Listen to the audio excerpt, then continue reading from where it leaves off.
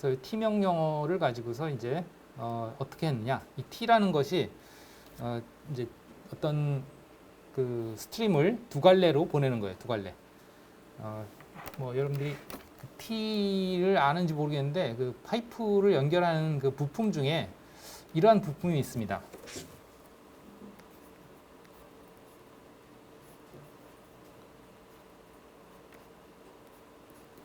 이렇게 생긴 부품이 있어요. 그래서 이게 파이프를 이쪽으로 연결하고 이쪽으로 연결하고 이쪽으로 이렇게 연결할 수 있고 분기시키는 거죠. 파이프가 이렇게 흘러가던 것이 이제 이쪽으로도 흘러갈 수 있는 거죠. 이 T자 모양이라서 T라고 합니다.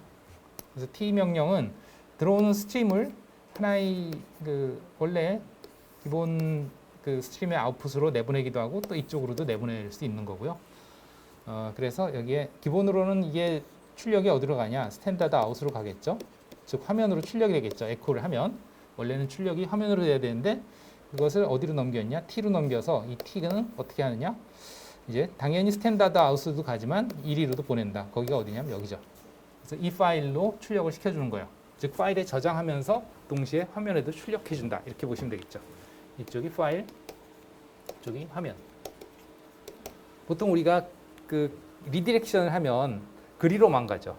우리가 수업에서 했을 때는 이제 에코 한 다음에 이걸 이제 리디렉션 해서 이 파일로 저장하는 걸로 했었기 때문에 그 리디렉션 되는 거는 파일로만 저장이 되고 화면에는 안 보였어요. 그러나 이제 T 명령을 쓰면 화면에도 보이면서 이 파일로도 저장을 할 수 있다 하는 거죠. 예, 그런 의미에서 한번 T를 써봤고요.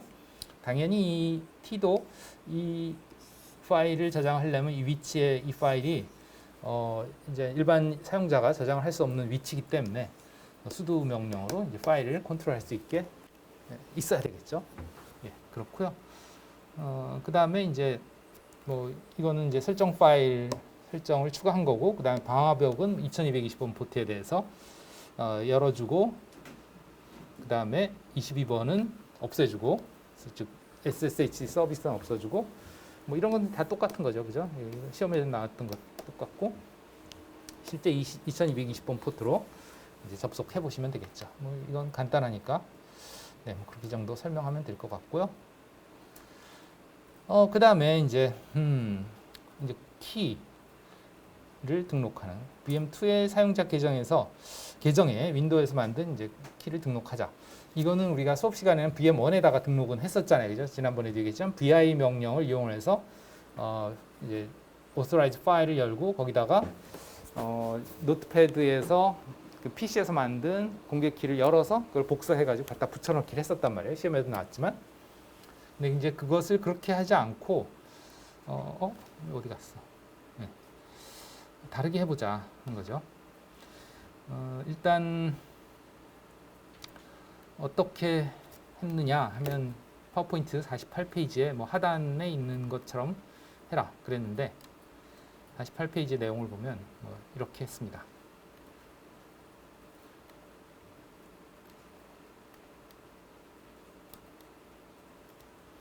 이 내용을 좀 보면 이것도 뭐 이런 사례인 거지 꼭 이렇게 해야 된다는 건 아니죠. 여기 보면 타입이라는 명령이 윈도우에서는 이게 cat하고 똑같아요.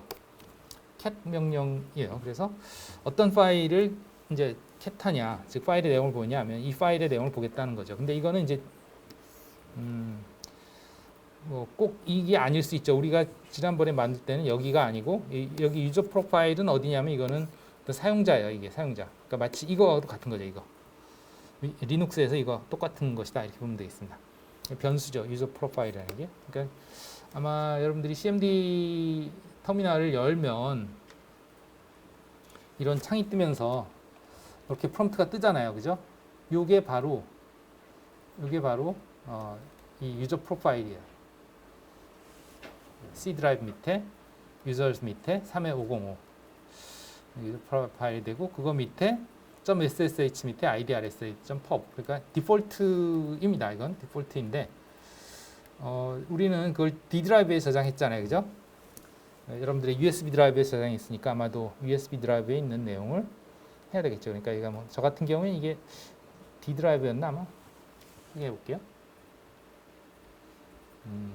네, D 드라이브였습니다. 그래서 여기가 타이프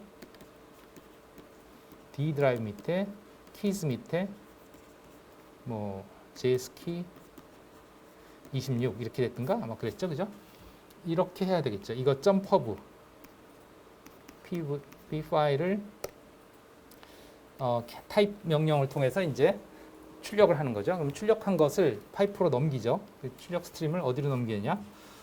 이제 시큐어쉘을 통해서 앞에서 우리가 과제에서 2220번 포트로 바꿨으니까 이제 2220번 포트로 접속해야죠. 이제 여기서 VM2도 2220으로 했으니까 여기서도 이제 그 시큐어쉘 접속을 2220번 포트로 합니다. VM2에 대해서 접속을 해서 어떤 명령을 실행하느냐. 이건 이제 시큐어쉘로 터미널 연결을 하는 게 아니고 이 커맨드를 실행하는 거예요. 그래서 install이라는 커맨드는 디렉토리를 만들어 줄 수 있습니다. 또는 뭐 파일을 저장할 수도 있어요. 네. 어쨌든 인스톨은 여러분들 클릭해 보시면 알 수 있고요. 그래서 -d는 이제 디렉토리를 생성하는 그런 커맨드고요. 모드는 700으로 만들겠다. 즉 이제 RWX죠, 그죠? 예.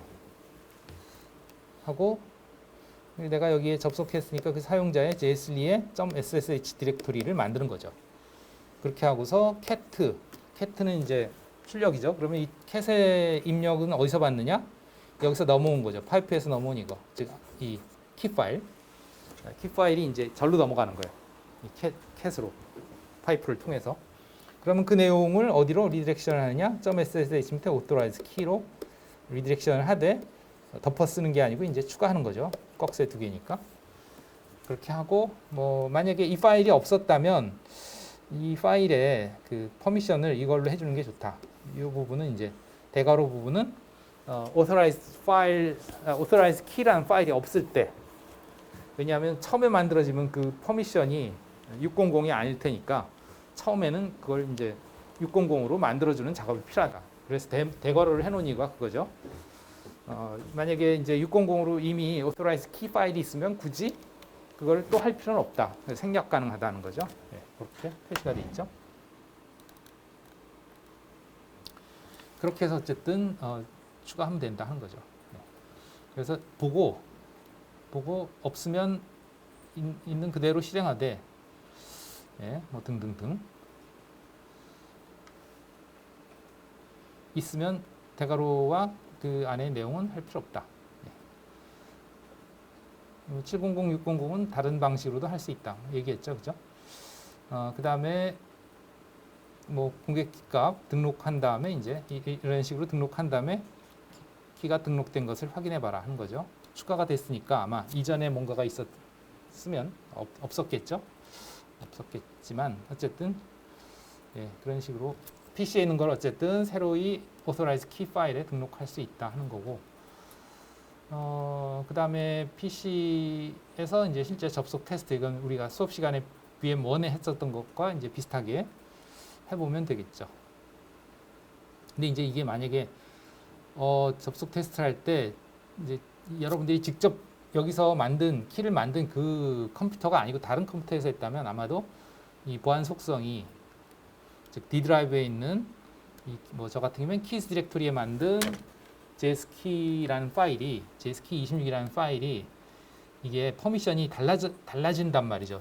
이게 컴퓨터가 달라지면 그 사용자가 다르기 때문에 퍼미션도 달라요. 그래서 그거에 대해서 이제 다시 그 퍼미션을 만들어야 되는데, 그거를 만들 때는 그냥 다시 퍼미션을 만들어 버리면 다시 이 수업할 때 여기에 와서는 또 퍼미션이 또 달라져요. 그러니까 아예 복사를 해서 퍼미션을 바꿔라 이렇게 돼 있죠. 그래서 저 같은 경우도 여기 지금 요게 우리 수업 시간에 지지난주에 만든 거고, 요게 아니지, 요거죠. 요게 제 사무실에서 사용하기 위해서 이것을 복사해서 퍼미션을 다시 그 사무실에 맞게 바꿔준 거예요. 퍼미션 바꾸는 방법은 여기 보시면 개인 키 보안 설정 변경 PPT 참조 이렇게 돼 있죠. 그래서 파워포인트 자료에 보시면 이게 수업 PPT에 이게 원격 접속 서비스에 개인 키 보안 설정 변경 PPT 요게 있죠, 그죠? 여기에 나와 있으니까 차근차근 보고 따라 하시면 됩니다. 어쨌든 해서 이제 접속하면 되겠다 하는 거죠. 그래서 그 다음에는 VM1과 VM2의 루트 사용자에다가 지금까지 한 거는 일반 사용자에다가 접속할 때 그 공개 키를 등록한 거고, 여기는 이제 루트 사용자에다가 공개 키를 등록해라. 근데 이 루트 사용자는 지금 시큐어쉘로 접속이 안 되죠. 그죠? 그렇기 때문에 이런 식으로 할 수가 없어요. 그러니까 여기에서 본 것 같이, 파워포인트에서 본 것 같이 이런 식으로 할 수가 없어요. 이거는 시큐어쉘 접속이 가능해야 얘기가 되는 거죠. 시큐어쉘 커맨드로 접속하잖아요. 그죠? 그렇기 때문에 뭐 VM1에서 했던 것처럼 VI로 하든가, 네, 그렇게 하는 방법이 있겠죠. 그러니까 루트 사용자에 일단 뭐 로그인해서 거기에서 뭐 VI로 하든가 그렇게 하든지, 아니면 VM에서 직접 하려면 이제 뭐 카피 명령을 가지고 할 수 있겠죠. 여기에 사례가 어떻게 했냐면 두 개의 사례가 있는데, 여기에 보면 이제 VM1과 2에 이미 그 일반 사용자 JSLE 계정에 등록을 시켜놨잖아요. 공개 키를. 이걸 복사해서 등록할 수 있다는 거죠. 예. 그래서 이제 여기 보시면 루트에 대해서 루트 사용자의 홈 디렉터는 슬래시 루트죠. 그 밑에 .ssh 디렉토리를 만들고 걔를 700으로 하고 뭐 이런 식으로 할 수도 있고, 아니면 뭐 여기서 했던 것처럼 이렇게 뭐 이렇게 인스톨 명령으로 해도 되고, 뭐 여러 가지 방법이 있을 수가 있는데, 어차피 다운표 안에 있는 명령이 커맨드 라인에서 실행할 수 있는 명령이니까 리눅스에 여기 시큐어쉘 접속해서 해나 그냥 직접 가서 하나 똑같죠. 어쨌든 뭐 그렇게 할 수도 있고, 이것처럼 그냥 차근차근히 한 땀 한 땀 디렉토리 만들어서 그 퍼미션 설정하고, 그 다음에 이제 복사, 그 사용자의 홈 디렉토리 밑에 있는 authorize key 파일을 루트 밑에 .ssh 디렉토리로 복사하고 걔를 600으로 만들고, 그렇게 하든지, 아니면 뭐 cat 명령을 해서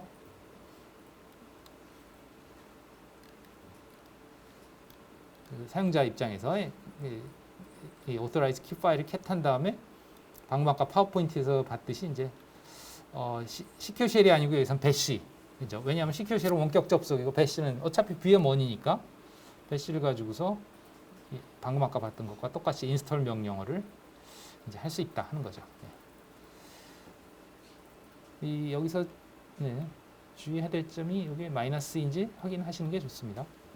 이게 파워포인트가 좀 웃겨가지고 이게 분명히 내가 타이핑할 때는 마이너스라고 타이핑했는데 이게 자동으로 뭐 이상한 기호로 바뀌는 것 같아요. 그래서 이걸 그대로 복사 붙여넣기 했을 때 이게 이상한 마이너스가 아닌 이상한 기호라서 에러가 나는 경우가 있습니다. 가끔.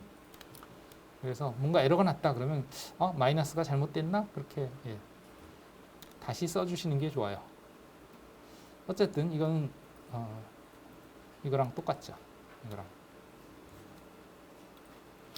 어쨌든 뭐 방법은 어떻게 됐든 중요한 거는 루트 밑에 .ssh 디렉토리 700으로 만들고 그 밑에 authorize 키를 600으로 만들어서 거기다가 공개 키를 저장해 놓는 것이 중요하다 하는 거죠.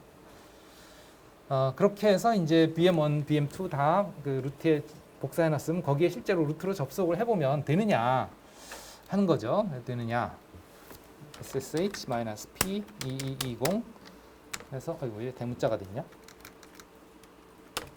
ssh-p 220 해서 -l 루트 -i 그래서 저 같은 경우에 D 드라이브 밑에 키스 밑에 과제를 한 경우에 해당하는 거죠. 과제를 한 경우에 키스 밑에 JS키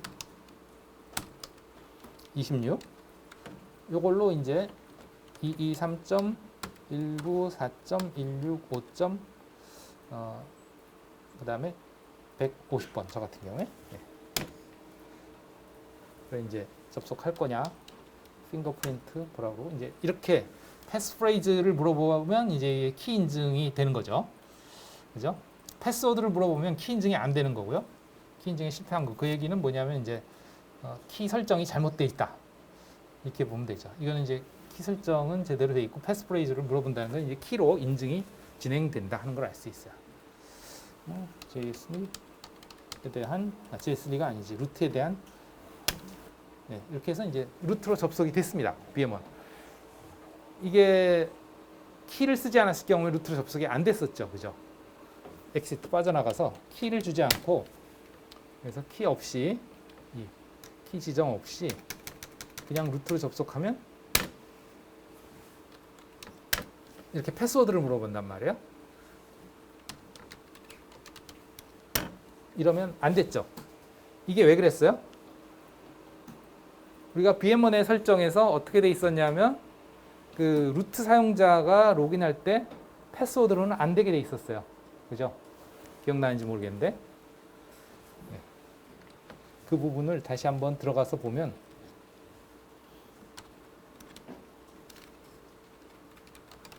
다시 VM1에 들어가서 ls-la etc 밑에 ssh 밑에 sshd 언더바 config .d 디렉토리 밑에 보면 이 redhat.conf에 그 설정이 들어 있었죠, 그죠? 그래서 루트니까 그냥 cat 할게요. etc 밑에 ssh 밑에 sshd 언더바 config .d 밑에 50 redhat.conf 이 파일이었네. 네. 여기에 보면 여기가 아니구나. 여기가 아니고 디폴트 파일에 있었군요. 그거는 그냥 디폴트 파일에 config sshd config 파일에 있었죠. 그래서 그래서 루트 부분만 찾아보면 그랩 루트지. 기본 설정 파일에 커밋 루트가 대문자인가? 네. 여기 보면 퍼밋 루트 로그인 프로히빗 패스워드라는 디폴트 라인이 있잖아요, 그죠? 이것이 패스워드로는 금지시켜 놓은 거죠. 그러나 키로는 어때요? 키로는 가능하다 이거지. 인증 키로는. 그 다음에 VM2의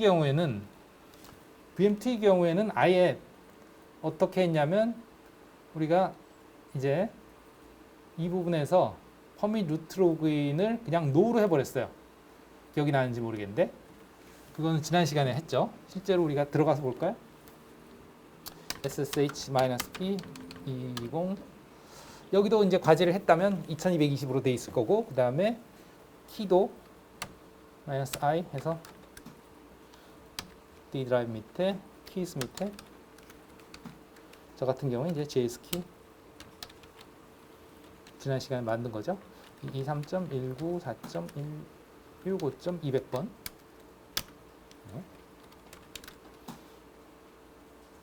키가 패스워드를 물어보면 안 되고 키로 해야 되는데 JS 키 26. 왜 안 되지?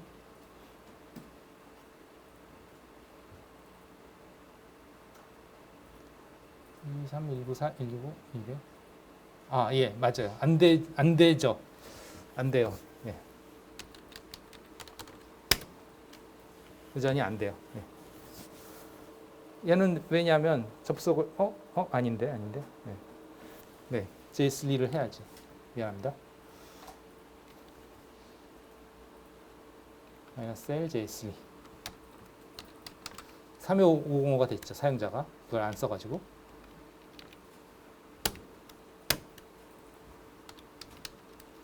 키로 들어가죠. 키 프레이즈를 입력해서 접속했습니다. 그러면 여기서 sudo ls-l 해서 etc 밑에 ssh 밑에 sshd 언더바 config .d 디렉토리에 보시면 지난 시간에 이 01 permit root login conf 이걸 만들었잖아요, 그죠? 여기에서 아예 permit root login no로 해버렸죠, 그죠? 기억이 나는지 모르겠는데 이 파일의 내용을 다시 한번 보시면 sudo cat etc 밑에 ssh 밑에 sshd 언더바 config.d 밑에 이 파일 내용을 보시면 이렇게 퍼밋 루트 로그인 no라고 돼 있단 말이에요. 그러니까 아예 루트는 패스워드나 키로나 VM2는 다 불가능하도록 그렇게 했다는 거죠. 그래서 접속을 해볼게요. 실제로 이 VM1에서 했던 것처럼 접속 트라이를 해봅시다. 이렇게 ssh-p-l 루트 해서 150이 아니고 이제 200번 VM2 네.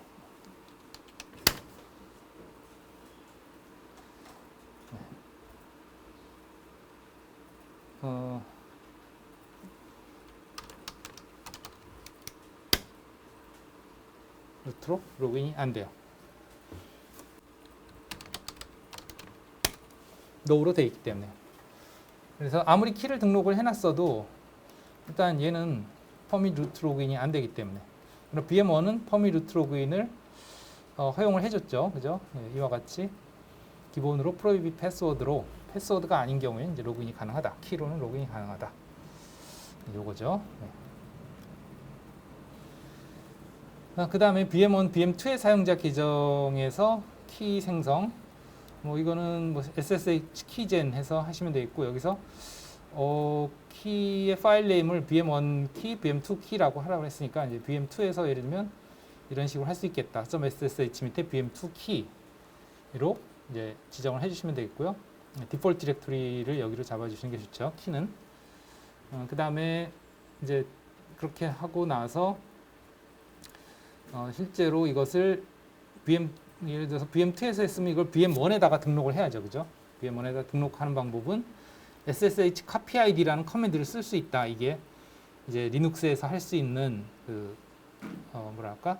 시큐어쉘의 유틸리티다. 이렇게 보시면 되겠어요. 이건 윈도우에는 이 유틸리티가 없어서 우리가 복잡하게 했잖아요. 그죠? VI를 열어서 하든지 아니면 이와 같이 타입을 해서 시큐어쉘 접속을 해서 이렇게 커맨드로 넘기든지 복잡하게 했는데 여기서 그냥 copy id 커맨드로 편리하게 그 키를 지정을 해서 공개 키를 넘겨줄 수 있다 하는 겁니다. 그래서 -p 옵션 주고 이제 2225로 돼 있으니까 그리고 이제 여기 키 아이디를 이와 같이 주시면 이거에 대한 공개 키를 넘길 수가 있습니다. VM1에다가 이제 넘기는 거고요. 그럼 VM1에 가서 실제로 그 키의 내용을 보시면 이제 VM2의 공개 키가 추가된 것을 알 수 있어요. 추가입니다. 추가. 그러니까 copy id를 하면 공개 키가 이 기존에 있던 파일, 왜냐하면 기존에 있던 파일은 PC에서 만든 공개 키도 등록이 돼 있으니까 그 밑에 이제 추가가 됩니다. VM2에서 만든 키의 공개 키가 추가가 되죠. VM2에서 만든 공개 키의 그 인증 키의 공개 키가 추가가 된다 하는 거고요. 그래서 이제 접속할 때는 이와 같이 하시면 되겠다. VM1에서의 접속 사례입니다. 이건. 그래서 예를 들어서 지금 VM1에서 다시 이제 일반 사용자로 다시 접속할게요. 루트가 아니고. 왜냐하면 일반 사용자에서 했으니까.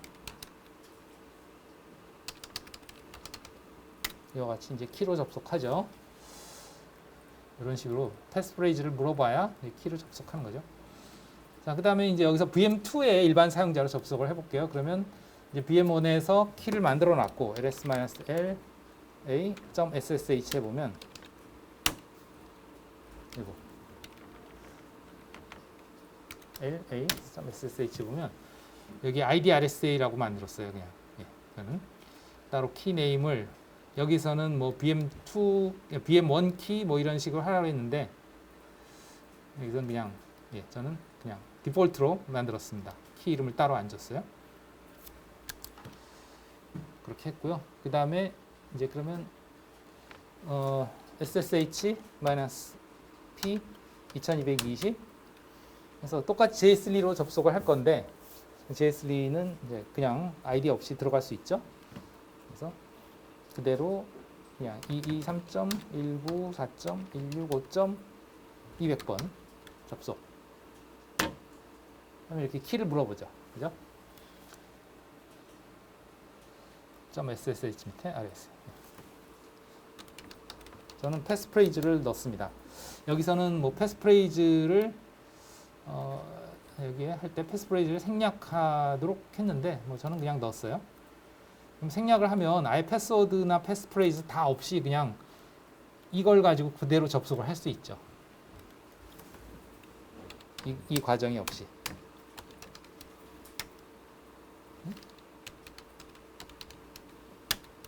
네, 접속이 됐고 ls-la.ssh에 보면 여기 이제 authorize key 안에 결국은 이 IDRSA 퍼브가 추가가 됐다. 이 안에 내용이 이게 이제 VM1의 공개 키고 VM1의 공개 키가 여기에 추가가 돼 있으니까 내가 접속이 가능했다 이거죠. 뭘로 추가했느냐 아까 얘기했지만 카피 아이디로 SSH 카피 아이디로 추가했다 이거죠. 그렇게 해서 됐다. 네. 하는 겁니다. 여기까지가 됐다. 확인했고요. 그다음에 이거는 이제 RDP를 하기 위한 설치 과정입니다. 그래서 결국은 우리가 한 것을 정리해 보면 키와 관련돼서 한 걸 정리해 보면 이렇게 볼 수 있죠. 이제 PC가 있고 VM1이 있고 VM2가 있으면 일단 PC에서 키를 만들고 공개 키를 여기다 집어넣고 여기다 집어넣었어요. 뭘로 집어넣냐면 이제 authorized 키에다가 이제 공개 키를 줬죠.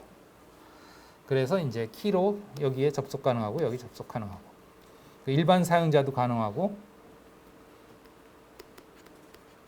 루트도 가능하고 여기도 이제 일반 사용자도 가능하고 루트도 가능하도록 했는데 루트는 접속이 안 되죠. 그죠? 왜냐하면 시큐어쉘에서 아예 그 퍼밋 루트 로그인을 노로 했기 때문에 접속이 불가능하고 얘는 접속이 가능하죠. 그 다음에 여기서 이제 그 키를 만들었어요. 자기 거를.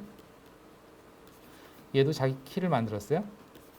그 다음에 공개 키를 이쪽에 카피 아이디로 SSH 카피 아이디 명령으로 내 공개 키를 여기다 authorize 키에다가 저장해 줬죠. 마찬가지로 얘도 만든 키 중에 공개 키를 여기 authorize 키에다가 저장시켜 줬죠. 그렇게 하고 나서 이제 접속이 가능하죠. 여기에서 그 키를 가지고서 이쪽으로 접속하든지 여기서 그 키를 가지고서 이쪽으로 접속하든지 하는 것이 가능한 상태가 됐죠. 네. 그렇게 이제 크로스로 해봤습니다. 뭐 당연히 2220번 포트로 접속하는 것도 다 돼 있고요. 네, 이렇게 돼 있으면 되는 거죠. 근데 보면 일단 대상자가 아마도 20명일 텐데 제출한 대상자가 13명. 맞았는지 틀렸는지는 차치하고라도 어쨌든 그러합니다.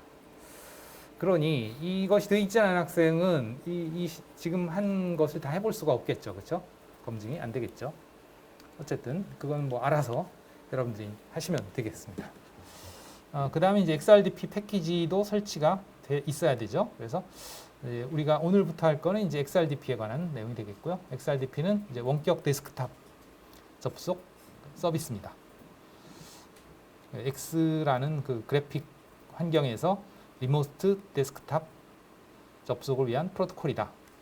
이렇게 보시면 되겠고, 이거는 이제 전에도 얘기했지만 RDP라는 것 자체는 마이크로소프트가 만든 프로토콜이다.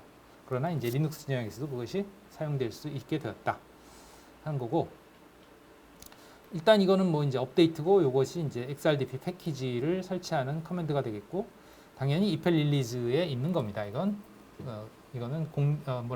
공인 그 배포되는 그런 패키지는 아니에요. 페도라 프로젝트에서 이제 이펠로 제공하는 패키지가 되겠습니다.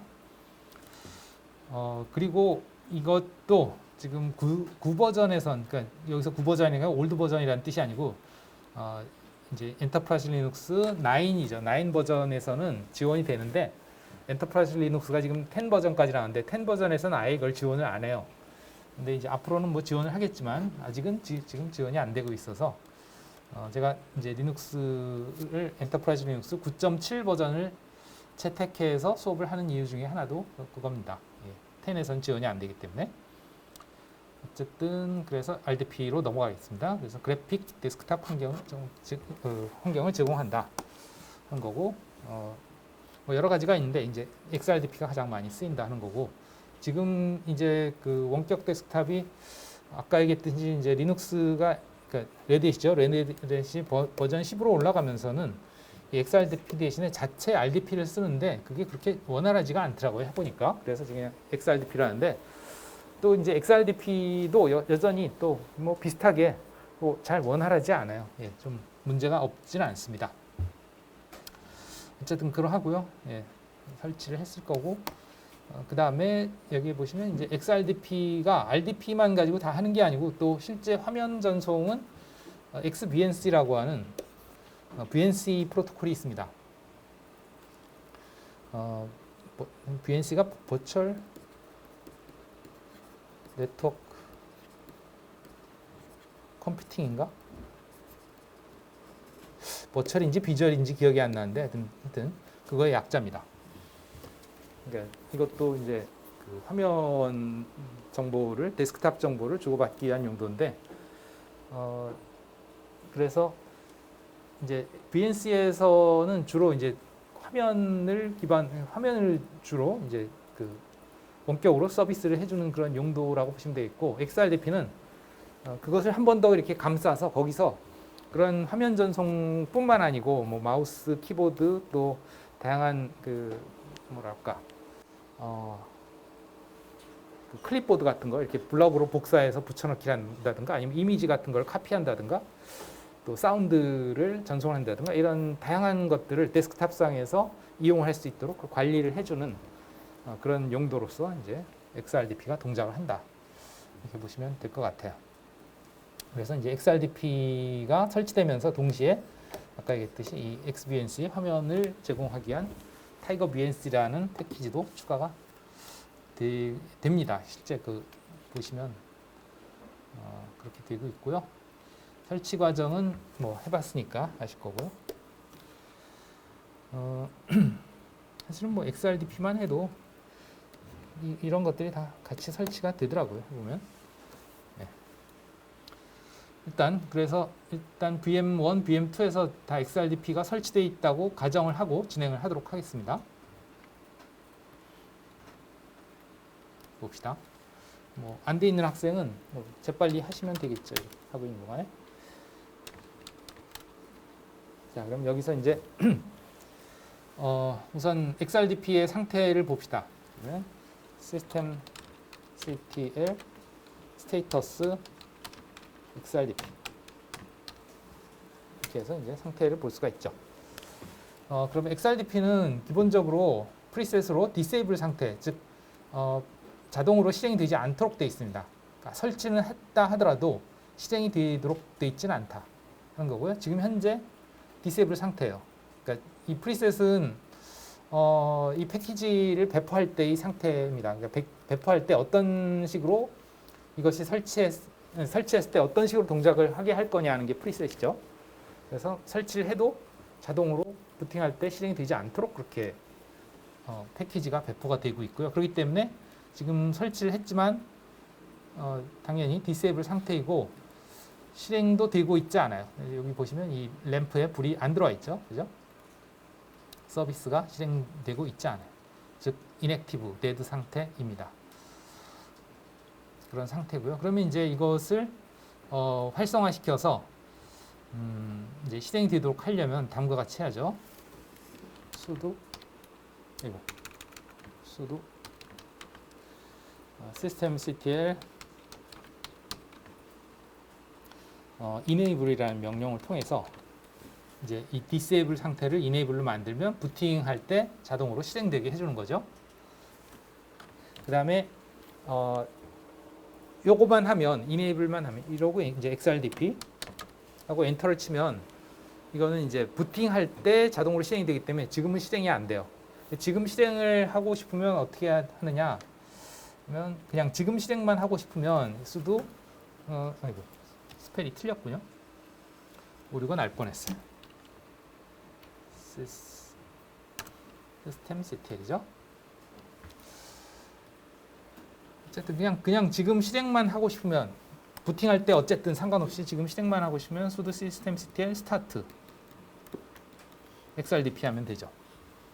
그러면 이제 그냥 지금 바로 실행할 수 있고요. 만약에 지금 종료하고 싶으면 실행 중인데 종료하고 싶으면 stop 하면 되겠고요. 그다음에 아시다시피 이제 설정을 변경했을 때 그것을 적용하고 싶으면 보통은 릴로드를 쓰면 되지만 이 XRDP 경우에는 릴로드가 안 됩니다. 릴로드가 안 되고 뭘 해야 되냐? 리스타트를 해야 돼요. 이거는 이제 뭐 그 서비스를 어떻게 정의를 했냐에 따라 다르기 때문에 뭐 다를 수가 있는데 리스타트를 해야 되고 이게 리스타트를 하면 기존에 연결돼 있던 세션이 전부 다 끊어집니다. 그걸 주의해야 돼요. 시큐쉘 같은 경우에 릴로드를 했을 경우에 세션이 안 끊어졌죠, 그죠? 그대로 유지가 됐습니다. 그러나 이 XRDP 같은 경우에 이제 리스타트를 하면서 세션이 끊어진다. 중요해요.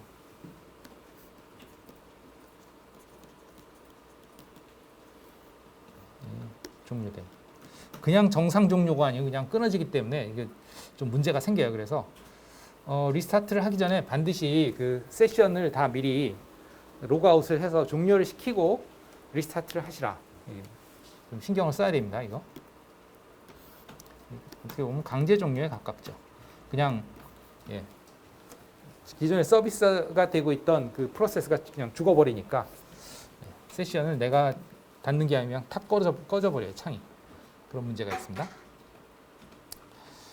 뭐 이런 다양한 명령어들을 쓸 수 있다. 그 다음에 이제 그러면 이 enable과 start를 한꺼번에 하고 싶으면 어떻게 하냐? 우리가 배웠는데 혹시 기억나나요? 이 enable과 start를 한꺼번에 해요. 즉 부팅 과정에서 자동으로 부팅이 되게 하면서 동시에 지금 실행도 시키고 싶다.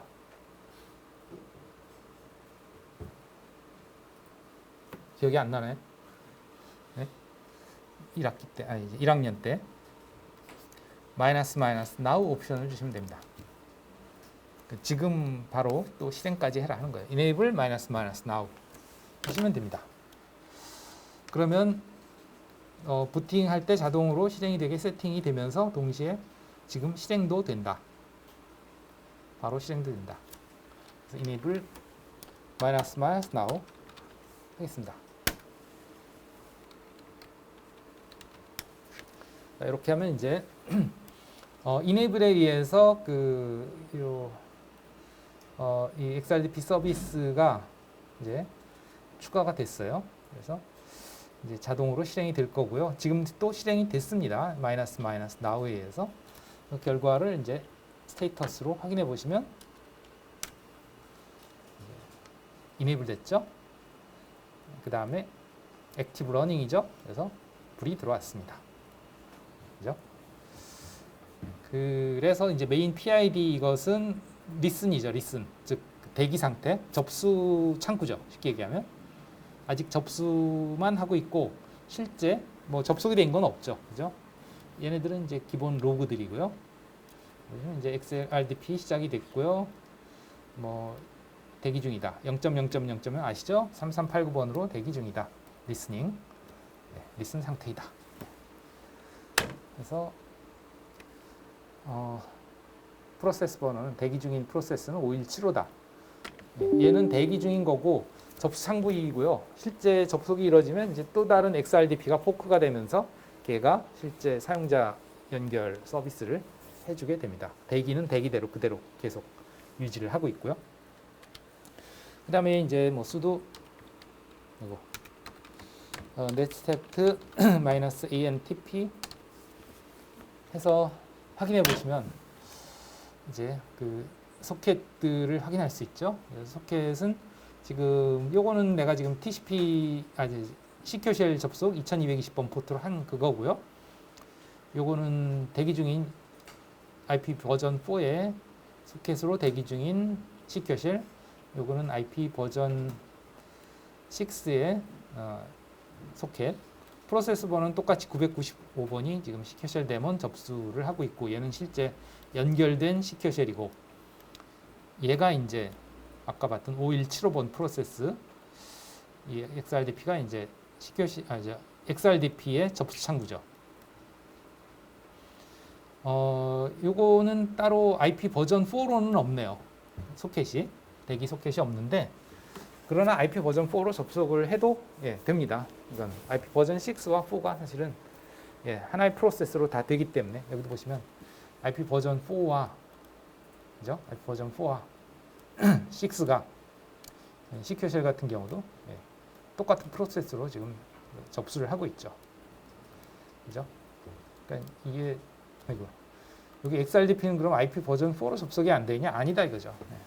그리고 XRDP는 기본적으로 3389번 포트를 접수 포트로 사용하고 있습니다. 서비스 쪽의 포트죠. 질문 있나요? 없나요? 오케이, 그러면 한번 서비스 접속을 해봐야 되는데, 문제는 방화벽이 또 있다 이거죠. 그러니까 서비스와 방화벽은 전혀 별개예요. 그러니까 서비스는 서비스 애플리케이션대로 뭔가 벌어지고, 방화벽은 방화벽대로 어떤 일이 벌어지고, 그 두 개가 독립적이란 말이에요. 그래서 접속을 하려고 하면 지금 방화벽 때문에 접속이 안 될 거예요. 그래서 방화벽도 확인을 해봐야죠. 그래서 sudo firewall cmd -list all 해서 확인해 보시면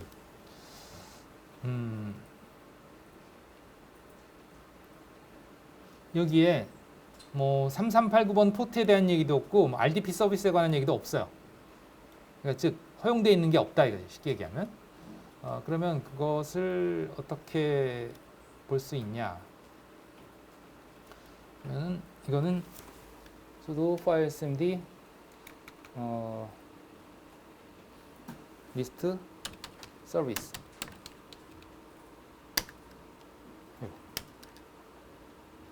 이거는 서비스, get 서비스. 이거는 지금 허용된 서비스고, get 서비스 하면 이제 실제 그 방화벽에서 서포트하는, 그러니까 즉 그 차단하거나 허용할 수 있는 그런 서비스들을 쫙 보여주죠. 근데 너무나 많으니까 우리가 여기서 이제 그랩 해서 필터링 해가지고 RDP만 보자 이거. RDP 있느냐? 있다 이거죠. RDP. 얘는 XRDP가 아니고 RDP라고 되어 있네요. 그죠? RDP 서비스입니다. XRDP는 패키지 네임이고, 즉 RDP 프로토콜을 구현하고 있는 패키지 네임이고, 이 RDP는 서비스 네임이 별개죠. 그죠? 그러니까 프로덕트 네임과 실제 프로토콜은 다른 거니까. 그래서 어쨌든 시큐쉘도 그랬었던 것 같아요. 시큐쉘 같은 경우도 그 서비스 네임은 SSH로 돼 있단 말이에요. 여기서. 그러나 실제 우리가 그 데모는 SSHD라고 돼 있었죠. 그죠? 그런 식으로 달라요. 어쨌든 그래서 이 RDP를 이제 허용을 해줘야죠. RDP 서비스를. 그래서 sudo firewall cmd -add 서비스 RDP는 RDP 해서 추가를 하면 이제 리스트 서비스 또는 리스트 all 해보시면 RDP가 추가가 됐습니다. 그죠? add 서비스 한 거에 의해서. 물론 이거는 이제 영구적인 것이 아니기 때문에 영구화 시키기 위해서는 sudo firewall cmd -runtime to permanent 해주셔야 되겠죠. 이렇게 하면 이제 영구적으로 재부팅을 하더라도 RDP가 허용이 된다 하는 거고, 그러면 실제로 해보시려면 여러분들이 윈도우즈 창에서 여기서 mstsc 라는 명령을 실행해서 이렇게 원격 데스크탑 접속을 할 수가 있어요. 이게 이제 RDP 클라이언트예요. 윈도우에 내장되어 있는 RDP 클라이언트고, 주의할 점은 VM웨어에서 만약에 GUI 로그인이 돼 있다면 안 됩니다. 여기에 GUI 로그인을 다 로그아웃 해주세요. 혹시 뭐 화면 보기가 걸려 있는 경우도 들어가서 다시 로그아웃 해주세요. 그래야만 접속이 가능해집니다.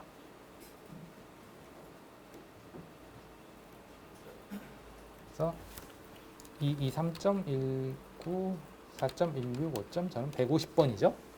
150번 하고 옵션에서 필요한 뭐 해상도라든가 그런 것들을 설정할 수 있습니다. 해상도는 대략 1200, 800 정도로 해주시면 될 것 같아요. 너무 크게 하지 마세요. 너무 크게 하면 너무 커지니까 그냥 우리 접속하는 정도만 볼 거니까 1280, 800 연결 그러면 뭐 나오는데 그냥 하고 그러면 이런 창이 뜹니다. 여기서 이제 세션 로그인을 할 수가 있죠.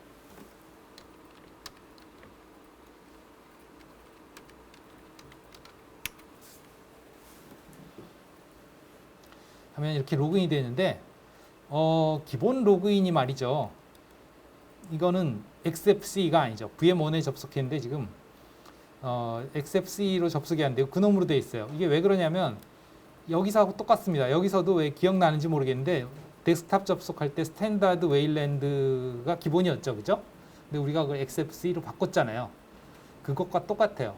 원격으로도 기본이 이제 이 스탠다드로 접속이 된다 이거죠. 그래서 그걸 어떻게 바꾸는지는 쉬었다가 해보겠습니다. 기본으로 XFC로 접속하도록 바꿔볼게요. 쉬었다 합시다.